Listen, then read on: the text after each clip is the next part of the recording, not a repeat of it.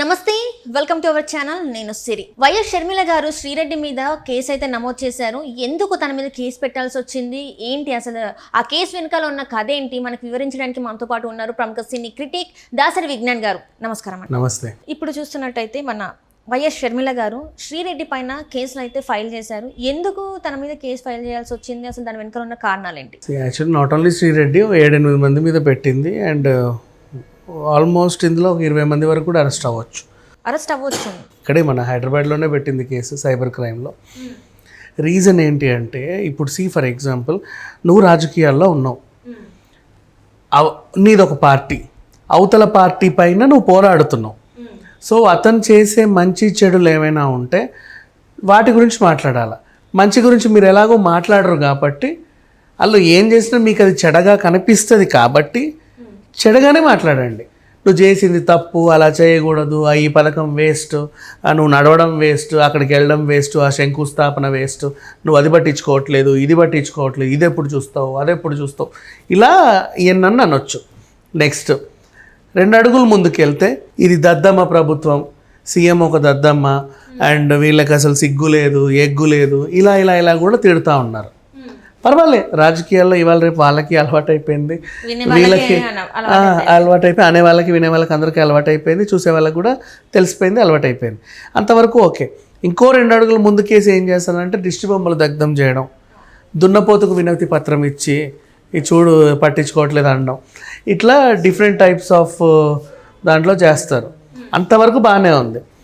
ఇప్పుడు అసలు విషయానికి వస్తే language, the way of speaking, personal attacking, personality మీద అటాకింగ్.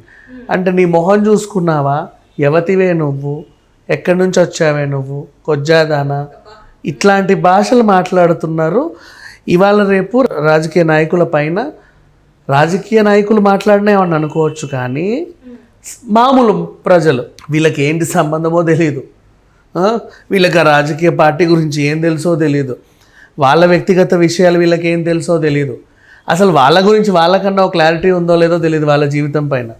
అట్లాంటి మనుషులు, ఊరికి దేశానికి ఎందుకు పనికిరాని మనుషులు, కనీసం కూర్చోడానికి నిలబడడానికి కూడా పనికిరాని మనుషులు, మంచినీళ్ళు తాగుతారా, తిండి తింటారా, లేకపోతే ఇంకేమైనా తింటారా తెలియనటువంటి బ్రతుకులు బ్రతికే మనుషులు ఇట్లా సోషల్ మీడియాకి ఎక్కి ఒసేయ్ షర్మిల, ఏమే షర్మిల, వీళ్ళు ఎవరు అసలు మాట్లాడడానికి?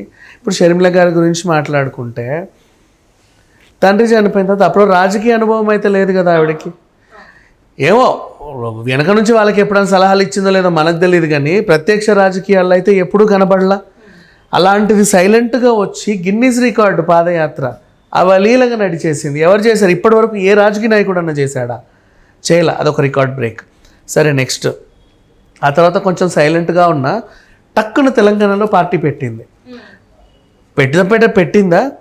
రోజు లైమ్ లైట్లో షర్మిల గారు వాళ్ళు అక్కడున్నారు, ఇక్కడున్నారు, అది చేశారు, ఇది చేశారు, నిరాహార దీక్ష, ఆ దీక్ష, ఈ దీక్ష, ధర్నా, ఏదో ప్రగతి నగర్ని ముట్టడి చేయడానికి వెళ్తుంటే ఆవిడ కారు లాక్కెళ్ళారు, ఆవిడ ఇంట్లో ఉంటే ఆవిడని బందోబస్తు చేశారు, బయటికి వస్తే పోలీసులను ఏదో అనిందని జైల్లో పెట్టారు, ఆవిడ వల్ల అదైంది, ఆవిడ వల్ల ఇదైంది, ఇలా అలా షర్మిల లైమ్ లైట్లో ఉందా? ఉంది. ఒక రాజకీయ నాయకురాలకి ఇంతకన్నా కావాల్సింది ఏమీ లేదు. ఉండాలి, అయితే ప్రజల్లో ఉండాలి, లేదా లైమ్ లైట్లో ఉండాలి, దట్స్ ఆల్. ఈవిడ రెండిట్లోనూ ఉంది.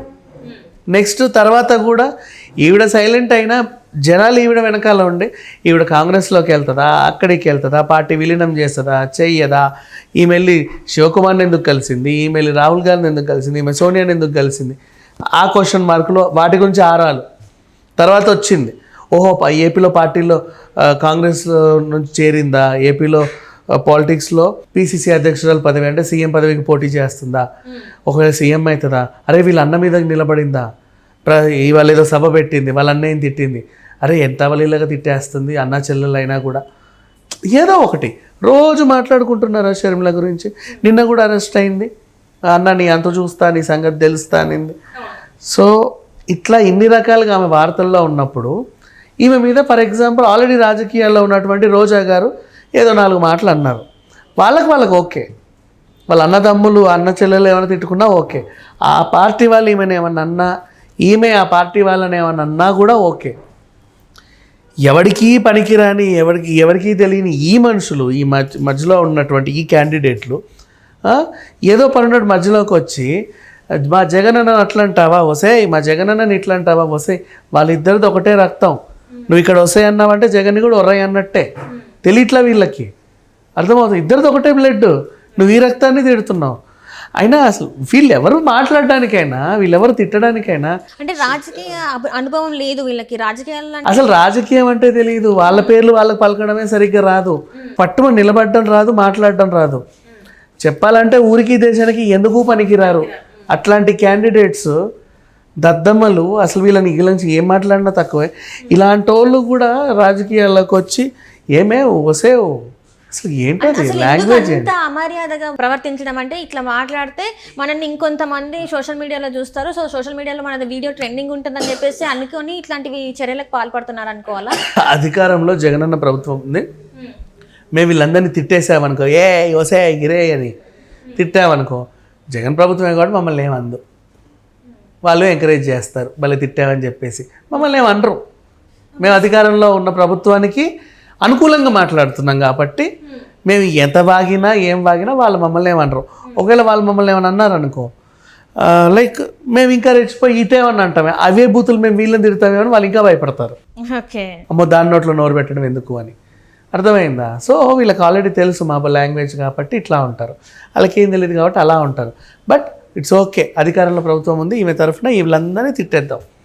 ఆడదని చూడకుండా అండ్ నెక్స్ట్ ఒక ముఖ్యమంత్రి కూతురని చూడకుండా, ఒక ముఖ్యమంత్రి చెల్లెలని చూడకుండా, కేంద్రంలో ఉన్నటువంటి ఒక పార్టీలో ఒక రాష్ట్రానికి ప్రతినిధిగా అధ్యక్షురాలుగా వ్యవహరిస్తుందని కూడా తెలియకుండా విచ్చలవిడిగా మాట్లాడేసరికి ఇక అసలు వీళ్ళ గురించి కేసులు పెట్టారు. కానీ ఇంకా చెప్పాలి అంటే దీన్ని ఏమంటారు,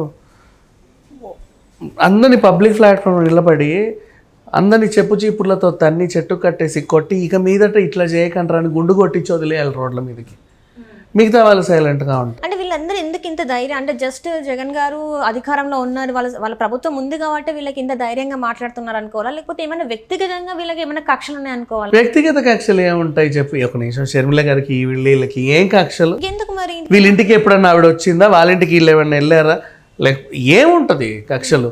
పోనీ వీళ్ళని ఆవిడ ఏమన్నా నిందా, రౌడీలను పెట్టి ఏమన్నా కొట్టించిందా, వీళ్ళ ఇల్లు బీకించిందా, వీళ్ళ ల్యాండ్ లాక్కుందా? సంబంధమే లేదు కదా. వీళ్ళు ఎందుకు తిట్టాలి షర్మిలని, వాళ్ళకి ఏం అవసరం? అంటే ఇక్కడ చూస్తున్నట్టయితే అంటే కొన్ని ఏంటంటే ఆల్రెడీ కొంతమంది మాట్లాడుతుంటే పక్క పార్టీ వాళ్ళని తిడుతుంటే వాళ్ళకి పదవులు ఇస్తారు అని చెప్పేసి ఒక ఆశ ఉంటుంది. సో ఇలాంటి ఒక ఆశతోని తన అట్లాంటి మాటలు అనే అవకాశం ఉందనుకోవాలా? ఇప్పటిదాకా తక్కువ అయ్యారని అసెంబ్లీలో బూతులు మాట్లాడే వాళ్ళు ఇంకా ఏరికోరి తెచ్చుకోవడం, ఇంకా పచ్చి బూతులు మాట్లాడే వాళ్ళని కూడా ఎతికెతికి తెచ్చుకోవడం. తక్కువ అయ్యారా? ఇప్పటికీ పర్సనల్ అటాకింగ్ చేస్తున్నారు, పర్సనాలిటీ గురించి మాట్లాడుతున్నారు, ఫ్యామిలీ మెంబర్స్ గురించి మాట్లాడుతున్నారు. వీళ్ళందరూ లేకపోయేదని ఇప్పుడు బండబూతులు మాట్లాడే వాళ్ళని కూడా తెచ్చి పెడితే కదా అసెంబ్లీయా ఇంకేమన్నా? అంటే అందరికి అలవాటు అయిపోయింది అనుకోవాలా ఇలాంటి ఒక సాంప్రదాయం. ఇది సాంప్రదాయం అనాలో ఏమనాలో తెలియదు కానీ మామూలుగా అయితే ఒకప్పుడు అది గౌరవ సభలాగా చూసేవాళ్ళం అసెంబ్లీలో ఉంటే, కానీ అక్కడ కూడా కొంత ఒకలాగా మాట్లాడడం అయిపోతుంది. ఎక్కడైనా ప్రెస్ మీట్లు పెట్టినా కూడా అక్కడ కూడా ఒక టైప్ ఆఫ్ అన్పార్లమెంటరీ లాంగ్వేజ్నే యూజ్ చేస్తున్నారు. ఇప్పుడు సోషల్ మీడియా వేదిక కూడా ఇట్లాంటి లాంగ్వేజ్నే యూజ్ చేస్తున్నారు. అసలు దీన్ని మనం అంటే నెక్స్ట్ జనరేషన్స్కి మనం ఏం చెప్తున్నాం అనుకోవాలి? బూతులు నేర్పిస్తున్నాం అనుకోవాలి, అంతే, అంతకుమించి ఇంకేముంటుంది? బూతుల క్లాస్ అనుకోవాలా? Right, thank you so much అండి. Thank you so much.